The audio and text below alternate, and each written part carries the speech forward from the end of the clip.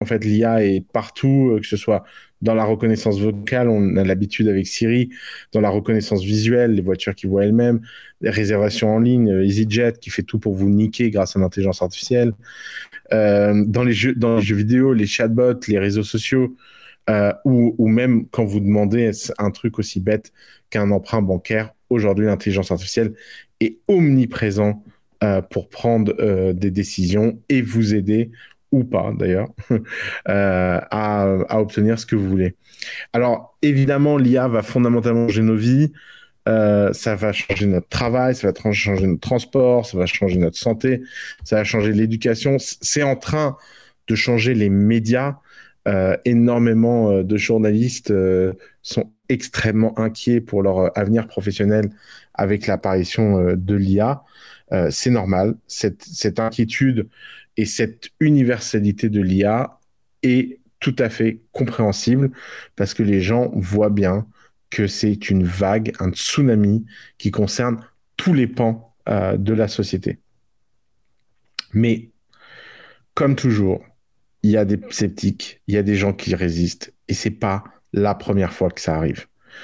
Euh, Pourquoi? Parce que les révolutions technologiques, on en a depuis très longtemps. Déjà au 19e siècle, de nombreuses personnes disaient que les trains ne seraient jamais utilisés car ils avançaient trop lentement. Après, on a eu l'apparition euh, du téléphone portable qui a explosé, qui a mis plus de 10 ans à exploser. En 1980, personne ne croyait que le téléphone portable fonctionnerait. D'ailleurs, la blague, c'était que les seuls gens qui avaient besoin d'un téléphone portable, c'était les traders entre leur voiture et leur bureau. Parce que le seul moyen et le seul use case que les gens pouvaient imaginer au téléphone portable, c'était un use case de gens qui étaient vraiment beaucoup trop connectés. Et pourtant, la taille aujourd'hui du marché de la téléphonie mobile est considérable. Euh, L'Internet est un bon exemple de ça. L'adoption de l'Internet, euh, c'est exactement la même chose. On a mis des années et des années à croire que Internet serait utile. En 2001, quand la bulle Internet a explosé, des gens très intelligents ont écrit que l'Internet était fini. Et c'est vrai que, ayant vécu l'explosion de cette bulle Internet en 2001, j'ai un peu la même sensation avec crypto, j'ai un peu la même sensation avec l'Internet. Je me rends bien compte que ce phénomène d'adoption de technologies exponentielles, eh ben, il s'accélère. Et c'est le cas de toutes les technologies depuis 1900 jusqu'à nos jours. Il y a eu soit la télé, les social media, la radio, les cartes de crédit, les micro-ondes, les tablettes, les jeux vidéo. Elles ont eu toutes des courbes d'adoption de plus en plus rapides. Euh, Ce qui a fond, tout ça va amener l'IA à devenir la technologie la plus répandue et impactante dans les prochaines cinquantaines d'années. Euh, mais c'est maintenant ou jamais qu'il faut saisir cette opportunité. Alors, il y a quelque chose d'un peu différent sur l'IA par rapport au reste, c'est que c'est une technologie qui demande à ce qu'on soit en avance. Pourquoi? Parce que fondamentalement, l'IA, c'est la data, et le premier à produire de la data, le premier à être sûr que la data va avoir de la valeur, c'est celui qui va avoir et qui va pouvoir gagner le marché. C'est hyper important de comprendre à quel point être en avance dans l'IA, ça peut faire fondamentalement la différence. Si aujourd'hui, avec Yomi, on fait cette conférence et on fait tous les contenus qu'on est en train de faire, c'est pour vous motiver à prendre ce train le plus rapidement possible. Ok, merci Oussama, je Ok, prends le merci relais. Oussama, je prends. Non, à 100%. Je pense que vous êtes au courant avec le passage d'Oussama et tout ce qui se passe en ce moment de l'économie, que ben, le train a déjà vraiment commencé d'avancer. On a vu que l'évolution de cette technologie est super rapide et heureusement, on est encore au stade où il y a beaucoup de gens qui en parlent, mais il y a très peu de personnes qui utilisent et qui sont en train de lancer des projets. Donc si vous le faites aujourd'hui, vous avez un énorme avantage, étant donné que c'est une énorme révolution technologique, c'est pas juste un tout petit truc, et ben on a quand même vraiment plein d'opportunités dans plein de domaines différents. Il y a des opportunités qui peuvent vous permettre franchement de faire des milliards. J'espère peut-être qu'il y a une personne qui nous regarde aujourd'hui et qui lancera une licorne, mais il y a aussi des opportunités qui peuvent permettre à tout à chacun de se lancer, même en ayant très peu de connaissances techniques, et puis en n'étant pas un génie, un Steve Jobs du business. Donc ce qui est vraiment dingue avec l'IA, c'est qu'il y a des opportunités pour tout profil d'entrepreneur, et justement on va en parler en détail dans cette conférence. En réalité, il existe 4 points clés qui peuvent vous permettre de faire la différence entre justement échouer lamentablement ou bien réussir à lancer un business à succès. Et ma question pour faire bugger le chat, j'ai Greg qui gère le chat, qui fait que de me dire qu'il faut que j'arrête de poser des questions parce qu'à chaque fois ça bug, mais j'ai quand même envie de vous demander de mettre un petit 3 dans le chat si justement vous faites partie des personnes qui vont utiliser les informations qu'on donne, et si vous êtes prêt à passer à l'action pour mettre en place ces 4 étapes clés qui font la différence entre ceux qui réussissent et ceux qui échouent. Ok, donc... Ok... Ouais, bon, ça a bugué. Ça a déjà bugué. Alors, hop. Voilà, je vois les 3, magnifique. Ouais, magnifique. C'est presque frustrant, en fait, à peine on l'ouvre le chat, il bug déjà, donc j'ai pas le plaisir de voir des centaines de 3 défiler, mais ça montre à quel point vous êtes chaud et ça fait super plaisir. Ok, j'enchaîne direct. Alors, la première clé, ça va être d'avoir un pourquoi. On va commencer par le mindset, et ensuite on va parler de la stratégie, et finalement on va vous expliquer exactement comment saisir l'opportunité.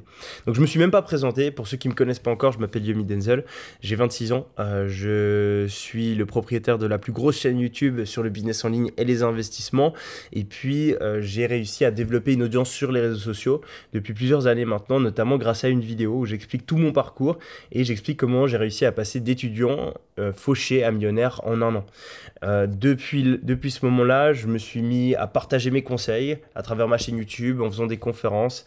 Puis j'ai eu la chance de passer à la télévision nationale suisse, l'équivalent de TF1 pour la Suisse, lors d'un reportage. Je suis aussi passé sur différents médias, et j'ai aussi eu la chance de pouvoir aller étudier à Harvard, notamment grâce à l'argent que généraient mes business. J'ai lancé tous mes business alors que j'étais encore à l'université, et ça m'a permis justement d'être accepté à Harvard. Le fait que j'avais déjà réussi à générer plusieurs centaines de milliers d'euros en étant étudiant, et ensuite j'ai pu payer les 30 000, 35 000 dollars de frais de scolarité d'Harvard avec l'argent que me généraient mes business.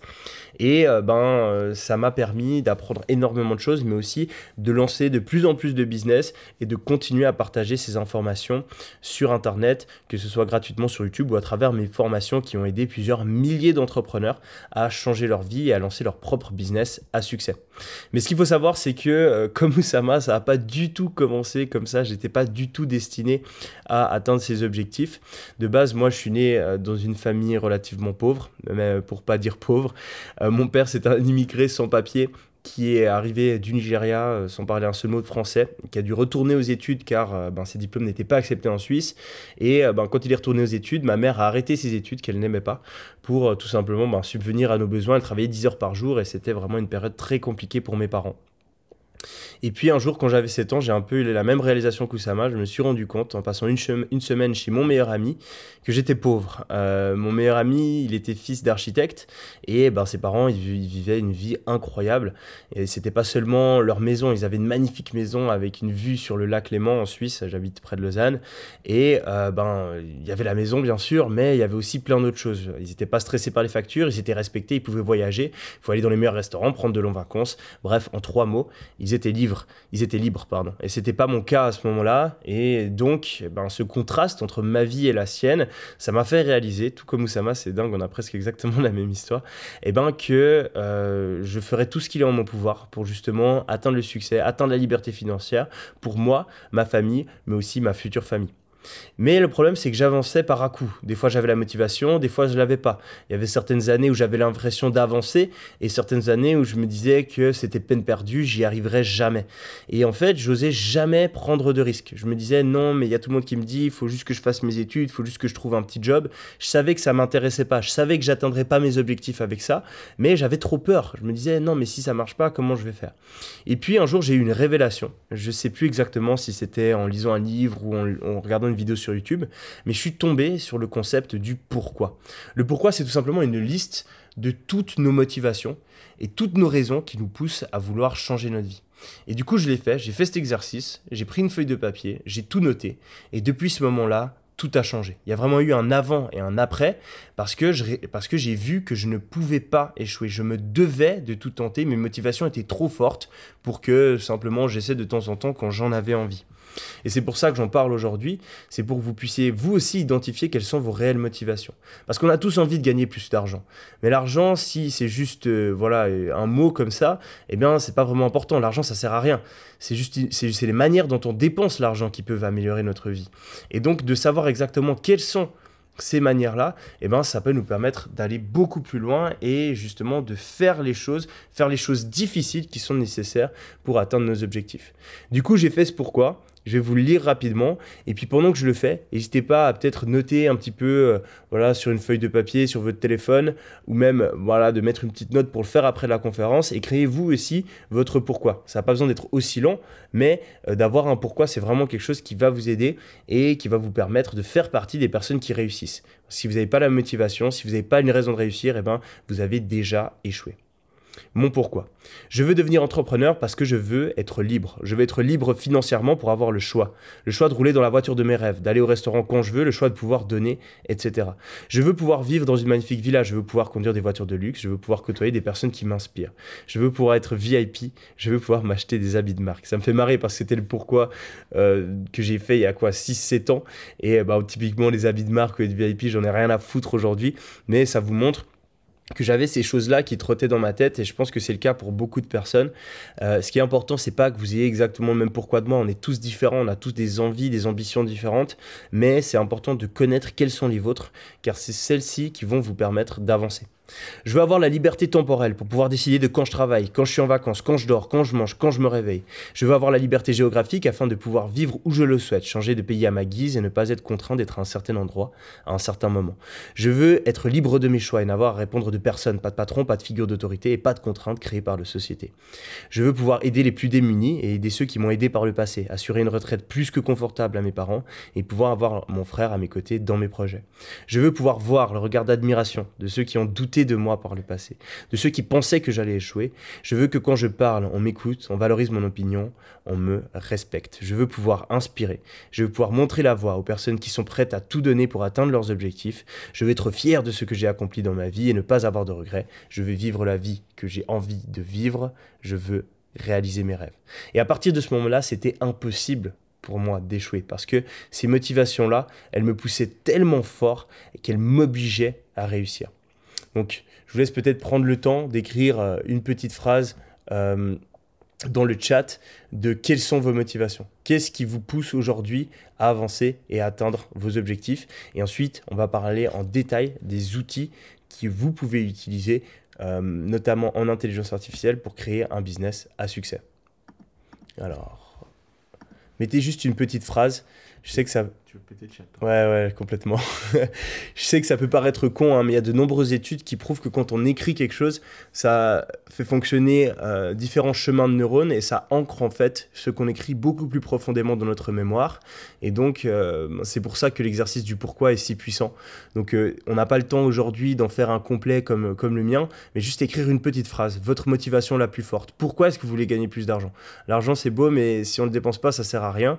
C'est surtout la manière dont vous voulez dépenser votre argent, la manière dont vous voulez l'utiliser, qui va pouvoir vous motiver, qui va vous inspirer et qui va vous aider à passer à l'action et à surmonter les obstacles qui vont s'offrir, enfin qui vont apparaître au cours de votre parcours. Mettre ma famille à l'abri